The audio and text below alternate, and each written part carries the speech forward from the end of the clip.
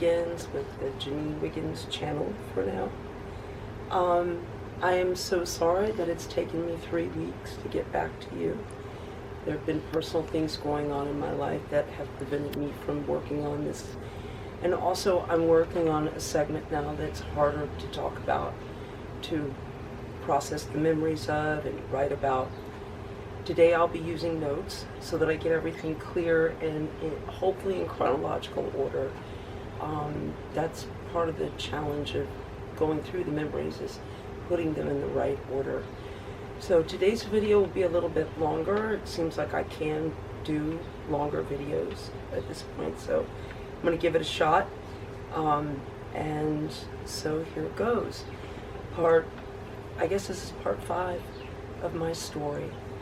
In 1974, my brother went to stay with my grandmother, my mother's mother, due to his drinking and wild behavior. Somehow, my alcoholic parents thought that sending my brother Scott to live with his grandmother at her assisted living home would curb his partying. If anything, it probably hastened her death, which I'm just realizing as I'm compiling all this information together that may have spurred on the blood clot that took her life. She was 74. So he was 13. I would have been 7 years old. My sister was 5.5. So, this occurred in the summer of 1974. We had only lived at River Point Road for not even a year when all of this happened. My brother must have, like I said, he was about 13 years old. So one day that summer, Deanna and I went to stay with my grandmother while Scott went out to with my mom, maybe to run some errands. I'm not sure why or what they were doing that day. So my sister and I were in my grandmother's living room area playing. My grandmother had decided she needed to take a nap. She wasn't feeling well. So we fought a lot, Deanna and I. So we were fighting over her wig. Wigs were very popular at that time in the 70s and in the 60s. And we heard gasping in her bedroom. We were little, we didn't know what was going on. And we didn't want to disturb her. We didn't think anything of it. But that night, when we got home, my brother called the house and said that he had gone to order a pizza and that grandma had been asleep all day. And he went to try to wake her up. And she didn't wake up and she was cold. So we went over there, we rushed over, and the ambulances came and the police and confirmed that she had passed. So, that said, she was my favorite grandmother. My mother's mother, we called her little grandmother because she was a smaller woman. And my father's mother was big grandmother because she was a tall woman. She was Seminole Indian, and they tend to be tall. So it was a sad day for us when she passed away. She used to take us to places like the zoo and the beach, and she would let us run around on the beach in our underwear. As a toddler, I loved that. She also gave us lots of old Barbies and these wooden elephants with ivory tusks that she would find at garage sales. Always with the tusk turned up because that way you hold the luck inside. They were for good luck. And I remember we had these oriental jewelry boxes, and she would find all these things at garage sales. But we always got fun things from mom's mom. When she passed on, she had an Eastern Star funeral. It was very elaborate. I remember a lot of white doves and an open casket. And as I'm remembering all of this, I remembered her face. seeing her in her casket when I was little. So these are the kind of memories that come up that I have not thought about in probably 50 years. So she and my father's mother were buried at in a mausoleum side by side at, I believe, Greenville Cemetery in Jacksonville. My dad's father is also buried in the ground there. My parents had mausoleums also that they had bought for themselves, but in the divorce, those were sold. My grandmother's belongings ended up in our garage. I think that might have been a point of contention with my mother and father, who already fought a lot as it was. So fights between them continued to escalate over the next year and a half. Meanwhile, my sister Deanna and I continued school and kids' activities, probably trying not to see the problems within our family. I remember things like my father taking me to his, he owned the Capri Motel, and we would be in his office and he would be on the phone all the time. And he had maids working for him. In fact, our housemaid had been one of the housekeepers at his motel, and also his bookie. My dad was quite a gambler. And Belle came to work for us because I guess he just loved her. I don't know. She was great. I have fond memories of her. She saved my life when I was 5, when I did a cartwheel through a French glass window. And I almost severed an artery, and she made a tourniquet and saved my life. My parents were at a Christmas party at the time.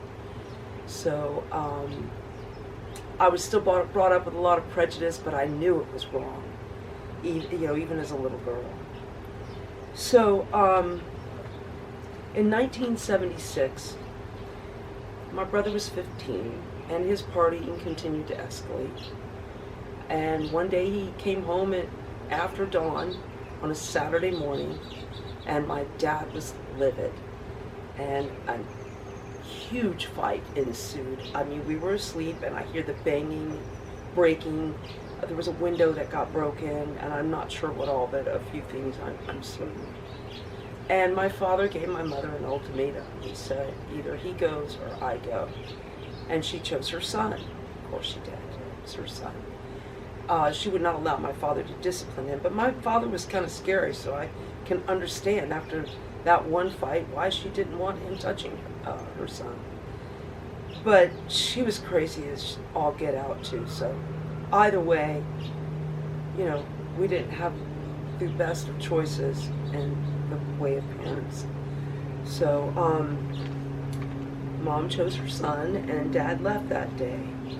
That was the end of a chapter, the end of my innocence, as the 3-year war commenced, which was their divorce. We were used as pawns, with Mom dragging us in and out of court proceedings whenever possible, pouring on the tears. Meanwhile, she found a party friend named Diana Bennett, who was maybe 10 years younger than her. She introduced my mom to things like Cosmopolitan magazine and what was thought to be a liberated woman at that time in the mid-70s. My parents had me when they were 39 years old, so that was unusual in the late 60s. So since she was younger, her kids were close in age to my sister and myself. And so we would play a lot with her children, Shauna and Tommy. And we would pretend like we were Elvis. He was Elvis, and we were his wives, and just silly things like that. And we had old 45 records we would play, and we had a flying turtle, which I don't know if anybody, you'd have to be 50 or over to remember these things. It was like a 3-wheeled, low to the ground scooter, and we could use it in our in our library. We had a baby grand piano, and the floor was linoleum, so we would run around on that flying turtle and go underneath the piano and stuff. So those were just some of the things I remember when we were playing with Shauna and Tommy at that time. So, meanwhile, in the heart of the me generation, which was the 70s, my mom was indulging in a selfish, hedonistic lifestyle. Maybe letting all of her hair out, if you will, but at the expense of her children. And my dad wasn't any better, He was a gambler. He had a new girlfriend named Patsy coming to court, and she looked kind of like a prostitute. Just very loud clothing and kind of flamboyant in her mannerisms. And, so I guess it was just a time when parents were getting divorced and just doing whatever they wanted to do. And at the, sacrifice of their children's well-being. So that's what happened. Now, so the two of them, Diana and my mom, were partying a lot. I think maybe she could have introduced my mom to cocaine. My dad says that they were having a lesbian relationship. I honestly don't know. I am bisexual. I've chosen a man in life. My brother was flamingly gay. So was my mom maybe bisexual? Possibly. I'll never know. Anyway, so they did a lot of partying together. I remember one time they would usually come to our house. My mom had a boyfriend too at that time, Bill Satchel, and he started tearing up the estate that we lived on. They were tearing up the molding, they were tearing out the marble, the white marble fireplace, the carpets, everything that they could take and refurbish the building that my mom had. I think she purchased it. She either rented or purchased a house on 9th and Main Street in downtown Jacksonville. And she had spent time going back to get her associate's degree in business and a brokerage license, and became a business broker, and started a company called American Business Brokers in this old Victorian style house, across from, I think it was Popeye's Fried Chicken at that time, and it was a bad part of town. But we were about to move in there, and they were refurbishing the upstairs for us to live in. And then probably selling as much as they could, like that white marble. Meanwhile, we were stepping on planks of tacks from where there was carpet before. We had only mattresses on the floor, and I remember we had a green carpet, a green shag carpet, but we were sleeping on mattresses on the carpet. The rats were coming down from the attic. We had moldy dishes piling up in the corners. The electricity wasn't paid. The water was shut off. Mom would illegally turn on the water so that I guess we could bathe and stuff. Occasionally do the dishes in the bathtub. We lived by candlelight for quite a while there while we're going to private school. And that's how we're living in this estate. And it was just crazy. I remember having to get in and out of the house by I think we had to take a butter knife and unlock the window because we didn't have a key, and my mom wasn't at home because she was working, I guess, for a new business brokerage. So we would get in through the windows, and it was a scary time. It was a very scary time. There was more going on, which I'll get into next time because I want to continue on with where I'm at now. So, one time, we went to spend the night at Diana Bennett's house, and I remember she had this it was kind of tacky, this goldish oil lamp with these nude figurines embracing and oil coming down the lamp. It was very 70s, but I don't know, I just remember that lamp. Anyway, so we were at their house, and Diane insisted that we all go to bed at 7:30. Now it is Saturday night. It's still light outside because it's summer, and I must have been about 10 years old. Yeah, almost 10 years old. And Deanna was almost 8. it just was too early to make kids go to bed at 7:30. We protested, of course. Diane Bennett came into Shauna's room where we were all piled up. She had bunk beds, and she snapped a bullwhip in the room. I will not forget that for as long as I live. That bullwhip snapping in the room, it was the scariest thing. And now I know it's because they just couldn't wait an hour and a half to start partying. You know, they needed to get on it now. So, yeah, that was the way it was. Okay, that said, so after that happened,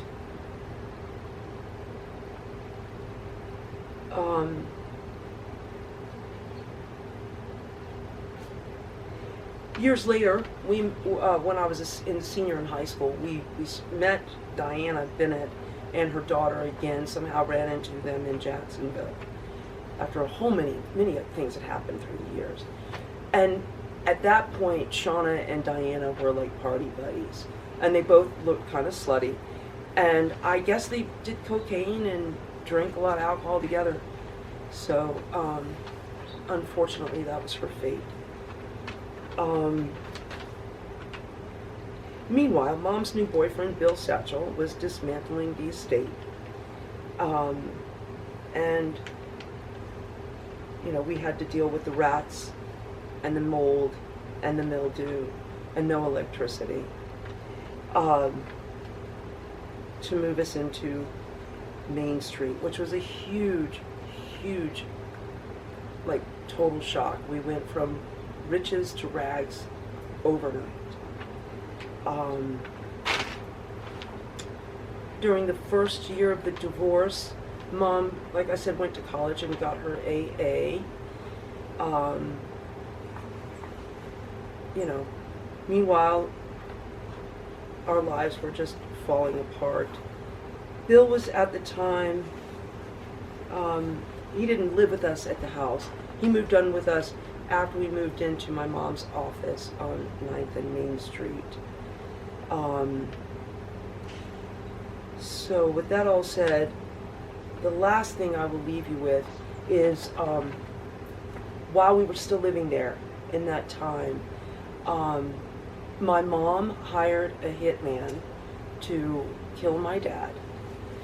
Now, I did not know that. I didn't come to terms with that until I was in college and had many dinners with my father at the Brown Derby over crafts of wine, drilling him with questions to realize that his side of the story was actually the truth. My mom, I was in the 7th grade. I was probably 11 years old. I was a year ahead of myself. So I was in a music class and a music test when we hear over the intercom, my sister and I, that we need to come to the office. And my mother took us from school that day. My teacher let me take my test with me because she knew that I would not cheat. And she put us in a days in for a week. She hid us out in a days in with the windows drawn, scared to death. She told us that my father had hired a hitman to kill her and that he was going to abduct us. And she hid us out in a days in for a week and scared the bejesus out of us. I guess she was at her wit's end as to how to get money from him at that point. And maybe even Bill Satchel encouraged her to do this. I don't know. But what my father explained years later was that he was at his beach condominium and a detective called him on the phone and said to him, there's a man coming to your house. He's going to try to kill you.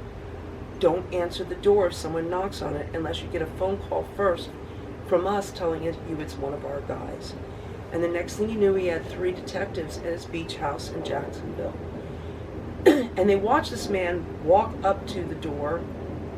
He paused, and then he walked away, and then he came back, and then he paused again. Maybe he got spooked, I don't know. But then he walked away, and he never went through with it. So it took me a while to believe my dad, but my mom lied about so many things, as you will see. It makes sense now to me that that's what happened. And what she had done was she had gone to a bar somewhere and met someone, and she was talking to him about putting a hit on my dad. And a private detective was there at the bar and overheard the conversation. And that's how they found out what was happening. So that happened. My dad's Capri Hotel was raided several times. You could see it on the late night news for closed circuit pornography. He never felt any regret over that. He was just making money. He was a businessman. And it had just been legalized in Jacksonville, but that did not keep the police from raiding his motel and trying to stop it. So that ruined our reputation in Jacksonville. We had been part of the socialite community, and that destroyed that. My mom changed her name from Lois Wiggins to Diane Martin after her friend's name. And yeah, nobody in the neighborhood would play with us anymore. It went downhill very quickly. Another thing that happened was there was a trespasser who came on the house while we were without electricity, while things were so scary and bizarre. And my brother had friends, teenagers, who were staying with us. One was Joy, who had since then committed suicide. A lot of his friends died from drug overdoses, suicide, things like that. So the police came to our door and said that somebody had been coming up from the dock, from our boathouse, and they could track the footprints from the dock, and was trespassing on our property. This must have lasted a couple of weeks, and I'm certain he got into the house, because one day when I came home from school, I saw someone dressed all in black, maybe a turtleneck, in the kitchen looking through some of my mom's papers in the kitchen. I don't know what I did as far as approaching the house at that point. Maybe I hid and waited. I can't remember. The girl who was staying with us, Joy, she was coming in from our garage, and there was a pantry from the garage to the kitchen, and she was going through the pantry when she saw a man dressed in black, with his back up against the wall, with a rifle in his hand, butt up against the wall like this, and she walked past him like she didn't see him, but she did see him through the periphery of his vision. He was in the house. So it was a terrifying time in our lives then, between the ages of 10 and 11 years old. So that's the majority of the crazy stories that I can think of for now at River Point Road. Next, we'll talk about living on 9th and Main Street and Mom's brokerage business, and then the 2 restaurants that she owned after that. At that time, I was between the ages of 11 and 13 when we lived on 9th and Main. It was about 2 years. So thank you so much for listening and giving me your time, and God bless everyone. God bless everyone, and I will see you next time. Hopefully it'll be a week from now. That's my goal. If not, please bear with me. Some of these stories are harder for me to think about and write about and compile. So thank you, and bless you all.